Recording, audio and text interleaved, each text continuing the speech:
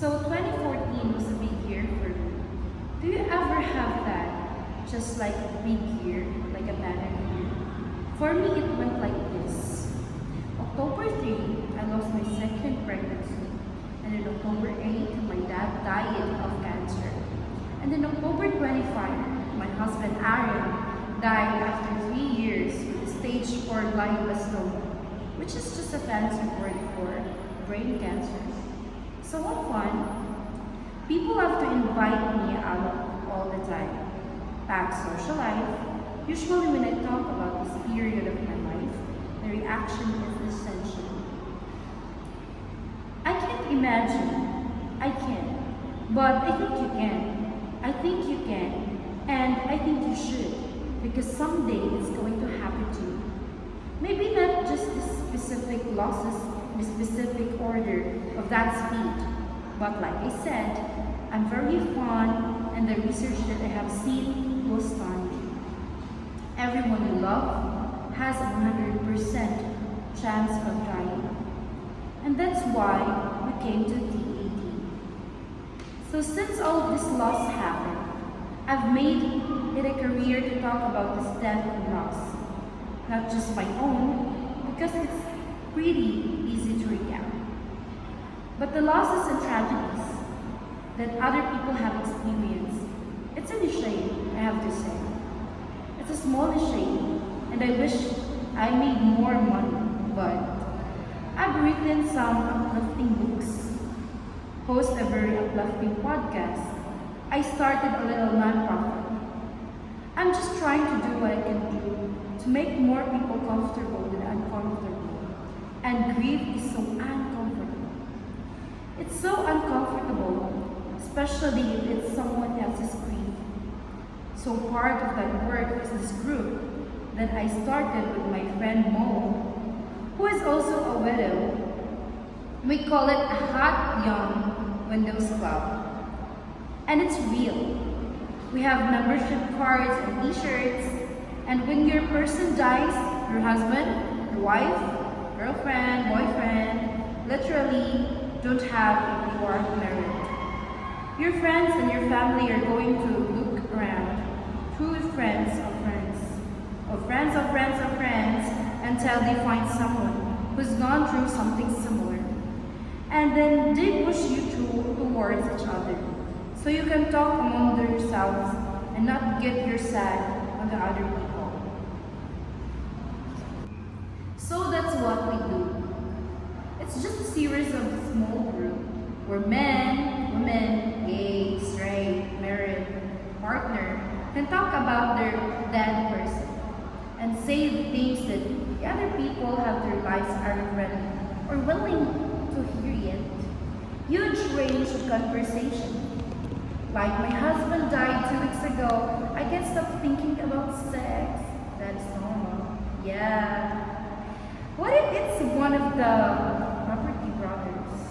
That's normal, but I'll accept it.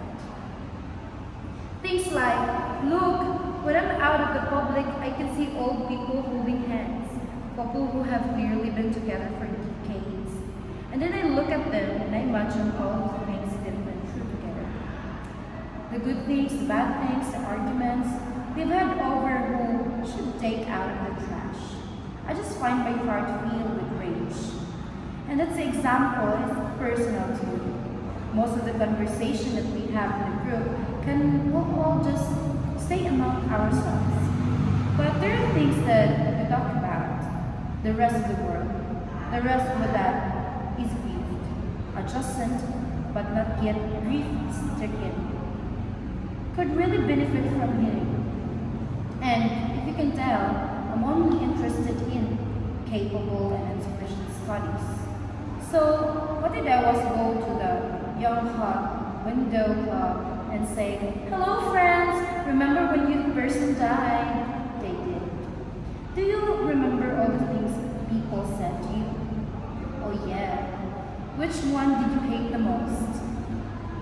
I got a lot of comments. A lot of answers. People say a lot of things, but 2 rows are the top pretty quickly. Move on. Now, since 2014, I will tell you, I have named Matthew.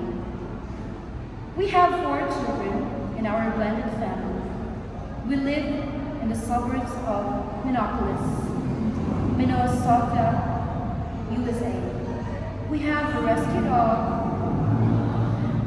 I drive a minivan, like the kind of where doors opens and I don't even touch them. Like by any measure, life is good. I've also never said measure. I've never once said that's the way. I don't know where it came from. I've never heard anyone else say it that way. It looks like it should be said that way, and that's why the English language is trash. So I'm impressed with anyone who likes speak in tradition through a language that makes sense. Good job. But by any measures, life is really, really good. But I haven't moved on. I haven't moved on and to hate the phrase so much. But I understand what other people do.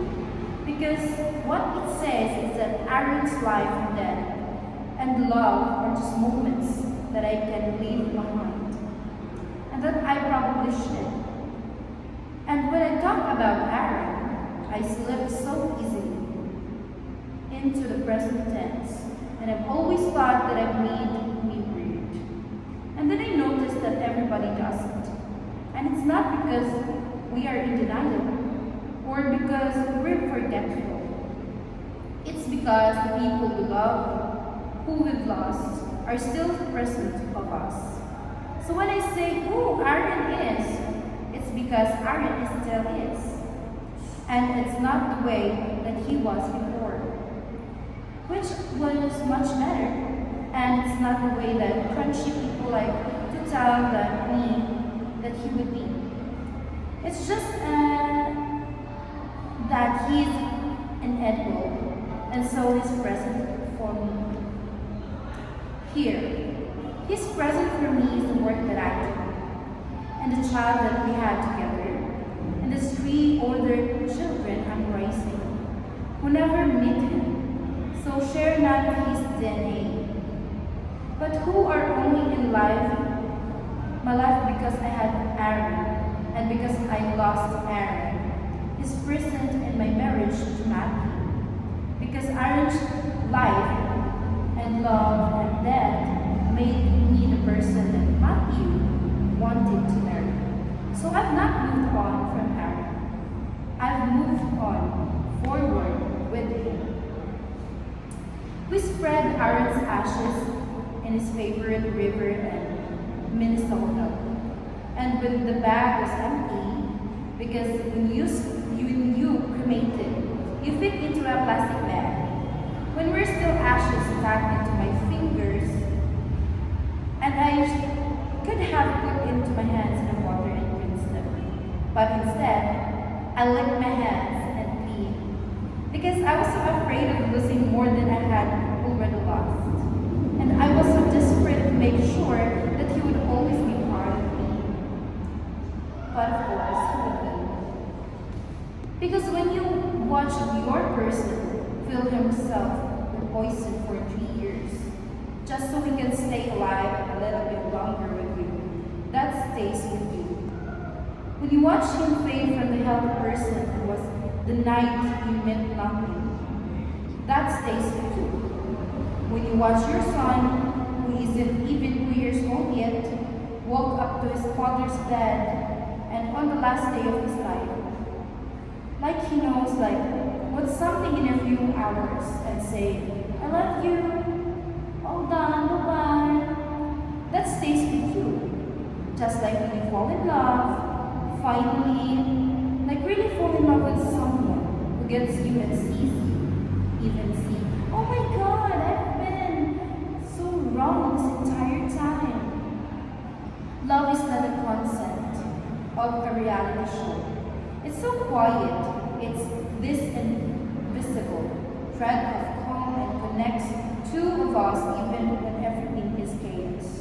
When everything is falling apart, even when he's gone, that stays with you. We should do these things because my hands are always freezing and it's so warm where I would take my ice cold hands and shove him up his shirt, press them against his hot butt. And he hated it so much. But he loved me, and after he died, I lay in the bed with Aaron and I put my hands underneath him and feel his warmth. And I can't even tell if your hands were cold, but I can tell you that I knew it was the last time I would ever do that. And that memory is always going to be sad. That memory will always hurt, even when I'm 600 years old and I'm just a hologram. Just like a memory of meeting him is always going to make me laugh. Grief doesn't happen in this vacuum. It happens alongside or mixed in with all of these other emotions. So I meet Matthew, my current husband, who doesn't laugh that well, but it's so accurate. I meet Matthew and there was this audible sigh of relief among the people who love me. Like, it's over! She did it! She got a happy ending. We can all go home. And we did good. And that narrative is appealing even to me. And thought maybe I have gotten that too. But I didn't. I got another chapter, and it's such a good chapter. I love you. Honey, it's such a good chapter, but especially at the beginning, it was like an alternate universe, where none of us at home chose our own adventure. Books from the 80s, where there are two parallel plot lines. So I opened my heart to Matthew. My brain was like, would you like to think about Aaron? Like the past, the present, the future, just get in there. And I did. And all of a sudden, two plots were unfurling at once. And falling in love with Matthew really helped me realize the enormity, what I lost when Aaron died, and just importantly, it helped me realize that my love for Aaron and my grief for Aaron and my love for Matthew are not opposing forces. They are just strands of the same thread. They're same stuff. What would parents say? I'm not special. They had 4 kids. They were like, frankly. But I'm not. I'm not special. I know that. I'm fully aware that every day, and all around the world, terrible things are happening. All of the time, like I said, I'm a fun person. But terrible things are happening. People are experiencing deeply formative and traumatic losses every day. And as part of my job, these weird podcasts that I have sometimes talk about people about the worst thing that's ever happened to them. And sometimes that's the loss of someone they love. Sometimes days ago, or weeks ago, years ago, or decades ago. And these people that I interview, they haven't closed themselves around this loss and made themselves the center of their lives. They lived their world, they keep spinning. But they're talking to me like a total stranger about the person they love who was dying, because of these are experiences that mark us, and mark us just as much as the joyful ones. And just to permanently, long after you get lessened with the part of your last hot dish, like, we don't look like the people around us experiencing life's joy. And wonders and tell them to move on, do we? We don't send a card like that. Congratulations, you're a beautiful baby. And then 5 years later, think like another birthday party. Get over it. Yeah, we get this. It's fine. Wow. But grief is kind of a lot of other things like falling in love or having a baby or watching The Wire on HBO, where you don't get until you get it, until you do it. And once you do it, once it's your love of your baby, once it's your grief and your front row at the front funeral, you get it. You understand what you're experiencing is not a moment in time. It's not a bone that will reset, but that you've been touched by something chronic, something incurable. It's not fatal, but sometimes grief feels like it could be.